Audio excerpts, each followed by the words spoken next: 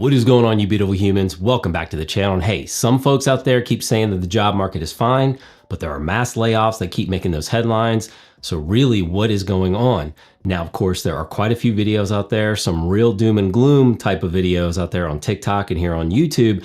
And I'm not denying what's going on with folks, but I will say that I have lived through the 2008 recession. I watched friends lose their jobs, their homes, and their sense of security. And although I am starting to see some similar signs, just kind of adjacent, but there is a difference this time. And I think that we do have a chance to prepare. So if you're feeling a little uneasy about your job or the economy, then this video is for you. So let's go ahead and break through the noise and get to the facts, and I'll share with you exactly how to prepare starting today. Now, while the unemployment rate does hold steady at around 4.2% as of this video, I know that we do have a jobs report coming out later by the time I probably post this, but there is an undercurrent of concern that it's pretty hard to ignore.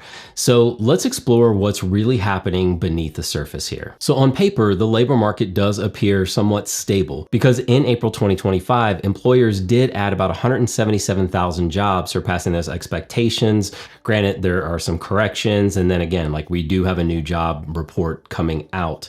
So just kind of stay tuned for that. But there are recent announcements of Chevron cutting employment, Disney Entertainment very recently. Gap was actually cutting forecasts, and McKinsey & Company. So they're actually a consulting firm. So they announced plans to shed 10% of its staff over the next 2 years as part of a profitability drive, which consulting firms do typically, they'll get cut first. But I do have some firsthand experience that these agencies can be rehired when companies overcorrect on those layoffs. But this is the situation that's happening right now. So a closer look does reveal that some unsettling trends are occurring. So long-term unemployment. So the number of individuals that are unemployed for 27 weeks or more has actually risen to about 1.7 million, indicating challenges in that re-employment.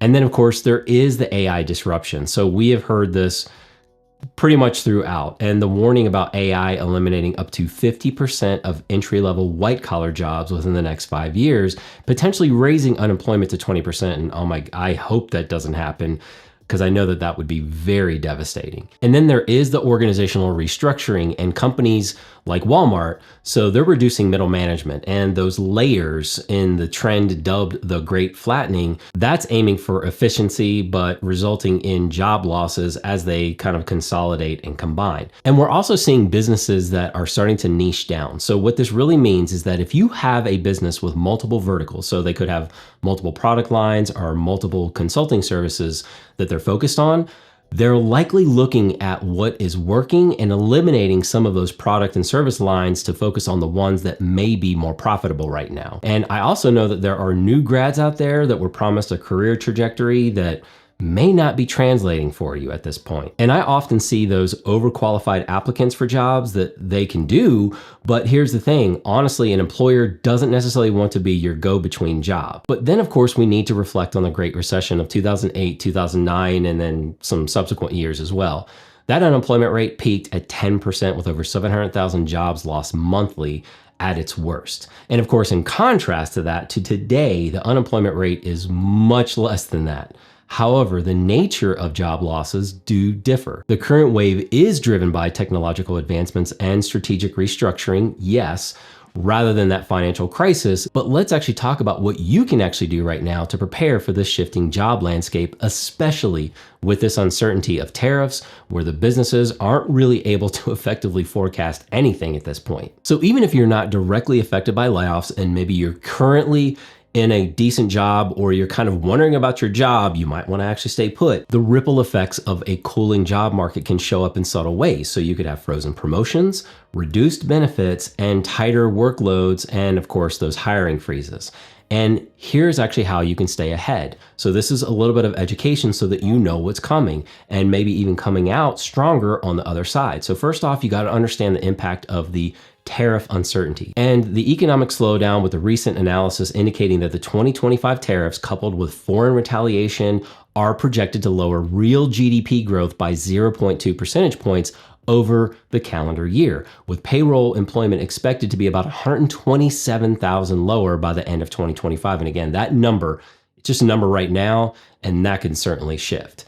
Then, of course, there are those sector-specific effects. So industries such as manufacturing, construction, and agriculture, they're experiencing contractions due to the increased costs and supply chain disruptions. Then, of course, those small business struggles, and I talked about this. So the small businesses, particularly those with like fewer than 10 employees, which actually, when you add up all of those small businesses, they really do employ a lot of folks in the US and even abroad. They have actually seen employment decline by 3% since the implementation of the tariffs, highlighting the vulnerability of smaller enterprises. Now, of course, moving into what you could be doing. So let's talk about strategic upskilling and reskilling. So focusing on those resilient industries. So given the volatility in sectors like manufacturing due to tariffs, for those of you that are in a position where you're already in school, you're about to embark in school, some sort of trade, or you were able to pivot in this particular direction. And here's the thing, I'm all about investing in the stock market, but I'm all about investing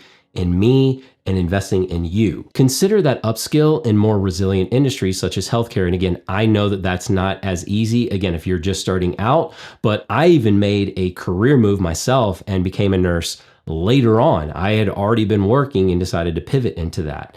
Now, of course, there's also information technology, and you really kind of have to do your research on that IT piece. And regardless of what you think right now, renewable energy could still be a good play here.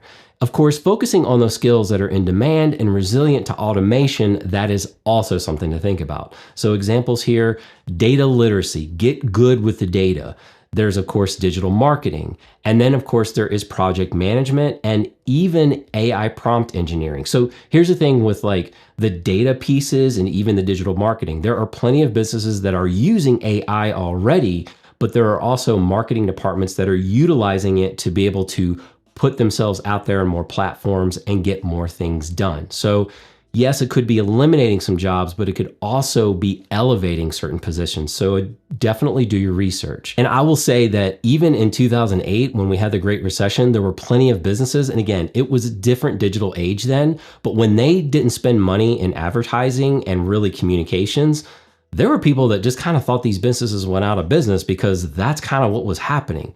Businesses do need to be thinking about how they can continue to communicate like, hey, we're here. Like, yes, times are tough, but we're still doing what we're doing. And as far as certain platforms, there is Coursera, there is LinkedIn Learning, and then of course there is edX. There are certainly many others out there to help earn certificates that you can actually put on your resume. And I'm not saying just fill your resume with certificates that don't really mean anything, and certainly things that you're just not interested in, but just be careful out there. And then of course you can check job boards like Indeed and see what companies are actually hiring for right now, and then work backward to skill up in those certain areas. And then we need to be thinking about adaptability and internal mobility. And this is actually what I'm trying to help you with.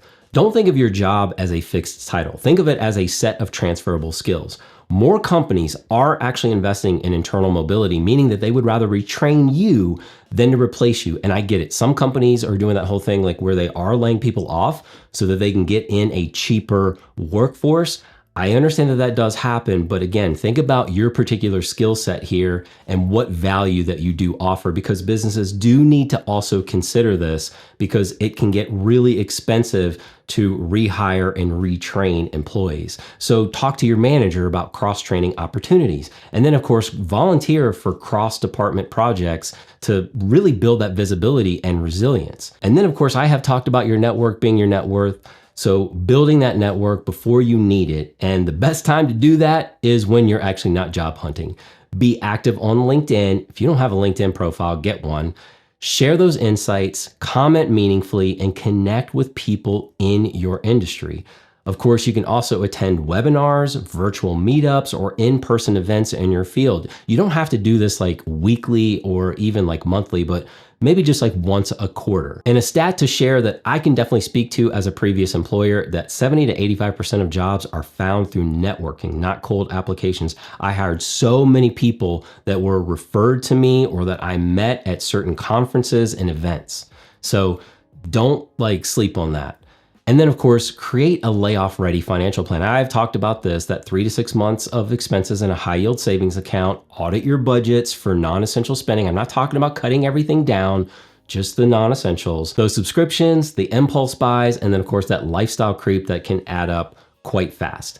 Then of course, here's the thing. consider opening a Roth IRA or savings fund earmarked for career changes or skill development. This is the thing. Like when I talk about the Roth IRA, yes, it can be for retirement, but when you are setting money aside, when you are setting resources aside to invest in yourself, that can actually offer you the best return. And of course, exploring supplemental income like the side hustles. I did a video on that, freelancing or even remote like gig work. And I understand freelancing and that remote work might seem to be drying up. And I also know that for those of you out there looking for a full-time job, you're like, listen, I can't even I can't make ends meet with a side hustle. But think about side hustles as also a way to build your network. I have also met so many people like professionally for myself, and then they've also like met me when it comes to having job opportunities because of that work that we were doing together. So don't just like look at it as, okay, I'm getting paid for this, but does it actually put you in the sphere of others that may want to hire you for something else and maybe something long term? And of course, keeping your tools sharp. So updating your resume every 6 months, even if you're happy at your job. And if you do self-evaluations, I'm sure you have a doc, or if you don't, you need to get one, that running list of your accomplishments, your wins, and those quantifiable metrics, whether it's for your current employer or even a future employer.